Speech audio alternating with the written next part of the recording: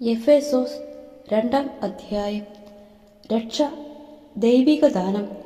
അപരാധങ്ങളും പാപങ്ങളും മൂലം ഒരിക്കൽ നിങ്ങൾ മൃതരായിരുന്നു.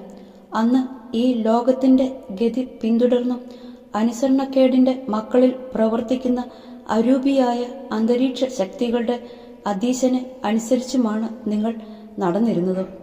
അനുസരണക്കേടിന്റെ ഈ മക്കളോടൊപ്പം ഒരു കാലത്ത് നമ്മളും ശരീരത്തിന്റെയും മനസ്സിന്റെയും അഭിലാഷങ്ങൾ സാധിച്ചുകൊണ്ട് ജഡമോഹങ്ങളിൽ ജീവിച്ചു. നമ്മളും മറ്റുള്ളവരെ പോലെ സ്വഭാവേന ക്രോധത്തിന്റെ മക്കളായിരുന്നു. എന്നാൽ നമ്മൾ പാപം വഴി മരിച്ചവരായിരുന്നിട്ടും കരുണാസമ്പന്നനായ ദൈവം നമ്മോട് കാണിച്ച മഹത്തായ സ്നേഹത്താൽ ക്രിസ്തുവിനോടുകൂടെ നമ്മെ ജീവിപ്പിച്ചു. കൃപയാൽ നിങ്ങൾ രക്ഷിക്കപ്പെട്ടു.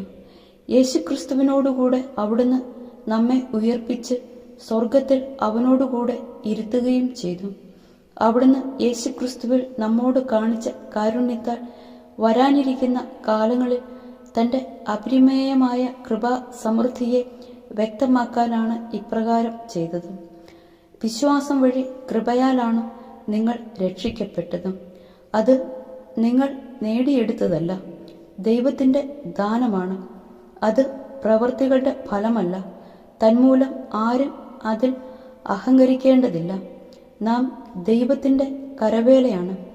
നാം ചെയ്യാൻ വേണ്ടി ദൈവം മുൻകൂട്ടി ഒരുക്കിയ സൽപ്രവൃത്തികൾക്കായി യേശുക്രിസ്തുവിൽ സൃഷ്ടിക്കപ്പെട്ടവരാണ്. എല്ലാവരും ക്രിസ്തുവിൽ ഒന്ന്. നിങ്ങൾ ശരീരം കൊണ്ട് വിജാതീയരായിരുന്നപ്പോൾ ശരീരത്തിൽ കൈകൊണ്ട് പരിച്ഛേദനം നിങ്ങളെ അപരിച്ഛേദിതർ എന്ന് വിളിച്ചിരുന്നത് ഓർക്കുക.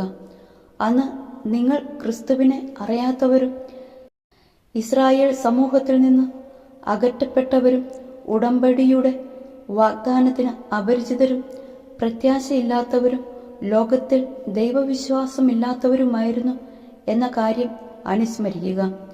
എന്നാൽ ഒരിക്കൽ വിദൂരസ്ഥരായിരുന്ന നിങ്ങൾ ഇപ്പോൾ യേശുക്രിസ്തുവിൽ അവന്റെ രക്തം വഴി സമീപസ്ഥരായിരിക്കുന്നു. കാരണം അവൻ നമ്മുടെ സമാധാനമാണ്. ഇരുകൂട്ടരെയും അവൻ ഒന്നിപ്പിക്കുകയും ശത്രുതയുടെ മതിലുകൾ തകർക്കുകയും ചെയ്തു. കൽപ്പനകളുടെയും ചട്ടങ്ങളുടെയും ആധിപത്യം അവൻ തന്റെ ശരീരത്തിലൂടെ ഇല്ലാതാക്കി. ഇരുകൂട്ടരുടെയും സ്ഥാനത്ത് ഒരു പുതിയ മനുഷ്യനെ സൃഷ്ടിച്ചുകൊണ്ട് സംസ്ഥാപിക്കാനും കുരിശുവഴി ഒരേ ശരീരത്തിൽ ഇരുകൂട്ടരെയും ദൈവത്തോട് അനുരഞ്ജിപ്പിക്കാനും അങ്ങനെ തന്നിലൂടെ ശത്രുത അവസാനിപ്പിക്കാനുമാണ് അവൻ ഇങ്ങനെ ചെയ്തത്. വിദൂരസ്ഥരായിരുന്ന നിങ്ങളോടും സമീപസ്ഥരായിരുന്ന ഞങ്ങളോടും അവൻ സമാധാനം പ്രസംഗിച്ചു. അതിനാൽ അവനിലൂടെ ഒരേ ആത്മാവിൽ ഇരുകൂട്ടർക്കും പിതാവിന്റെ സന്നിധിയിൽ പ്രവേശിക്കാൻ സാധിക്കുന്നു. ഇനിമേൽ നിങ്ങൾ അന്യരോ പരദേശികളോ അല്ല, വിശുദ്ധരുടെ സഹപൗരരും ദൈവഭവനത്തിലെ അംഗങ്ങളുമാണ്. അപ്പസ്തോലന്മാരും പ്രവാചകന്മാരുമാകുന്ന അടിത്തറമേൽ പണിതുയർത്തപ്പെട്ടവരാണ് നിങ്ങൾ. ഈ അടിത്തറയുടെ മൂലക്കല്ല് ക്രിസ്തുവാണ്. ക്രിസ്തുവിൽ ഭവനം ഒന്നാകെ സമന്വയിക്കപ്പെട്ടിരിക്കുന്നു. കർത്താവിൽ പരിശുദ്ധമായ ആലയമായി അത് വളർന്നുകൊണ്ടിരിക്കുകയും ചെയ്യുന്നു. പരിശുദ്ധാത്മാവിൽ ദൈവത്തിന്റെ വാസസ്ഥലമായി നിങ്ങളും അവനിൽ പണിയപ്പെട്ടുകൊണ്ടിരിക്കുന്നു.